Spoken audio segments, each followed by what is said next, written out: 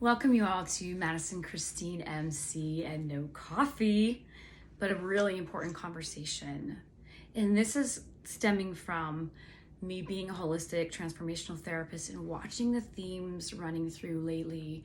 And this is a very red zone code right now that I'm watching. So I really want to offer this video to help physicalize and bring practical some things here that could be really helpful, and for some of you could even pull you out of some really deep quicksand and some confusion that you're in. Okay, so this is about the bullying is anything where there's a sense of maybe you're experiencing verbal attacks, you're experiencing being controlled, dominated, feeling confused, like what's going on here. And I have my notes, by the way, you guys. I'm referencing a lot from resourcing from Oracle Girl Jacqueline, as well as my own experience. I feel like she really gets into the nuts and bolts in a really practical way, and I like to share in those ways a lot these days. So bullies refuse to take responsibility for their actions. So do you know someone in your life where it's just like constantly being blame shifted back onto you? There's no really openness to move forward and grow. There's one signal. Two, they go around in circles of predictable behavior. So it's literally something that either happens every day, every other day, every week, once a month, but it's a pattern. And it's not changing.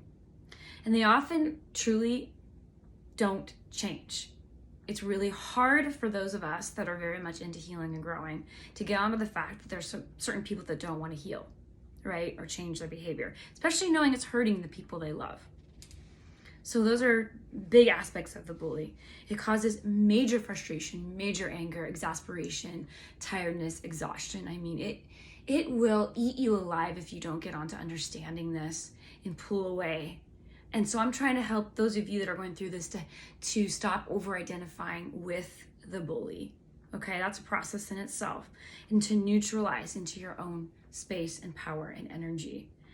Often the bully will be disguised. These people are often have a lot of charisma. They have some major project they're always doing, and they're always looking like they got it all together. And because down deep is that repressed part of them, and they honestly they're not sourced in their life force. They actually are extremely powerless, which is why they're reacting and being moody and irritability and blame shifting constantly. They're not stopping to look at themselves and to anchor in their true selves. So that energy starts feeding off your battery, your life force. So we have to be really, really aware of this, right? To preserve our own energy and not let it contaminate and harm you, because it's extremely harmful. It's awful. So what do we do, right? What are some things we can do? So thank you for dealing with the nerdy side of me and the notes, okay? Because I want these to come across. So first of all, one of the things you can do, and again, I'm resourcing this part from Oracle Girl, Jacqueline is her name, powerful. You can set a motion or a signal in your own self to see them hooked into their own true self. This can just help you kind of neutralize and stand back. Again, the bully often doesn't change, but to imagine that might be helpful to you. Number two, you're restoring your own independent source. So the beauty of this, though it's so shitty and sucks, you know what, is that you get to strengthen. I call it like emotional martial arts. I'm telling you guys, I'm a different person as a result of taking all the suffering and turning it into empowerment and turning it into fuel to grow, and we all have that opportunity. So you can just become more of yourself through this in the end. You want to fill up your own matrix with your personal field so nothing else has space to enter. I think that's so important. And also, you're not available to other power sources. You want to ensure that you always keep your boundaries firm under your own control. We always can be in control that way when we make that choice. Always speaking up. And when your boundaries are crossed, making that clear. And being clear about what you're not happy with. Not allowing anything to be done in your name or by association.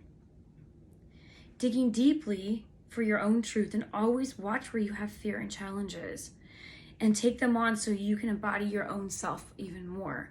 So therefore you're being proactive with who you are in your own growth process, which fills your field up and leaves less room for rupture. Does that make sense?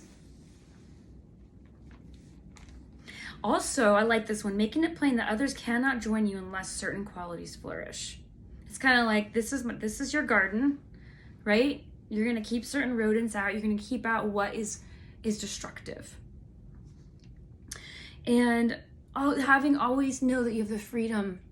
You want to be around those that you know you have the freedom to say who you are and what you feel. That you feel safe to do that. And always feeling heard in that. These are really important things for flourishing and moving forward.